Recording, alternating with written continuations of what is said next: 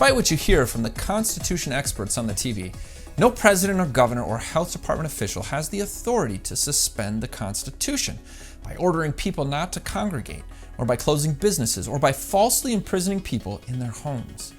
The TV legal experts usually speak of balancing individual rights against government interests with words like compelling state interests and least restrictive means. But this is a false pretense. The Constitution doesn't contemplate any balancing. Unless a jury of your peers convicts you of a crime, your constitutional rights are absolute. And it's the governor's sworn duty to protect these rights, not to violate them. Is this what James Madison was referring to when he declared in Federalist 47, "The accumulation of all powers, legislative, executive, and judiciary, in the same hands, whether of one, a few, or many, and whether hereditary, self-appointed, or elective, may justly be pronounced the very definition of tyranny"? Well, as a teenager, I have regrettably observed that many modern Americans know almost nothing about the Constitution, or American history, or about the source and nature of law. It seems the culprits responsible for this shameful situation include at least the public schools, the managed media, career politicians, cowardly pastors, and a lazy citizenry. Now, there is a virus, and there is a virus agenda, but they are not the same thing. My field of expertise is the Constitution, and I've already offered you my opinion that many actions of state governors are not lawful, and that no emergency or plea of necessity excuses a governor's violation of their state constitution.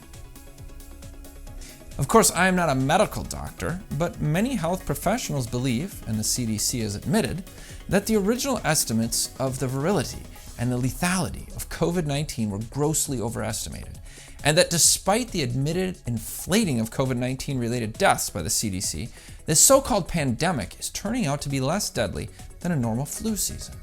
So there's good news about the virus, but there's not so good news about the virus agenda. The question I have is, despite the flattening of the curve, lower hospital admissions, and a falling fatality rate, why are many governors ramping up their edicts and mandates when it seems they should be relaxing or rescinding them?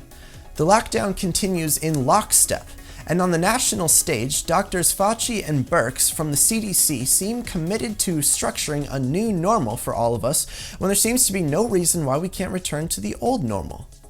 Now, that's because the belief that the virus was both deadly and novel was the pretext for governments to justify policies, which despite their draconian nature, most Americans were willing to suffer and endure because they perceived this to be for the benefit of their families and communities. But as each day passes, citizens are feeling betrayed by the news that the overreaction to COVID-19 by the WHO or the CDC may have been intentional and calculated. And this breeds further resentment regarding the increasingly despotic actions of governors. I agree with Thomas Jefferson, who stated, I am not a friend to a very energetic government. It is always oppressive. Now make no mistake, there is a virus and there is an agenda. While the threat from the one seems to be ending, the threat of the other seems to be just getting started. Recall founding father John Adams, who declared, "Liberty must at all hazards be supported. We have a right to it, derived from our Maker." Therefore, let us support liberty and deny this tyrannical threat to our God-given liberties. This is Jake MacAulay And Dominic MacAulay with the Institute on the Constitution, bringing you the American View. Thank you for taking the time to tune in to our weekly commentary on the Constitution. Here are 3 ways you can help Dominic and I restore our American constitutional republic. Share, subscribe, comment, and leave a review. This will help others find this valuable information.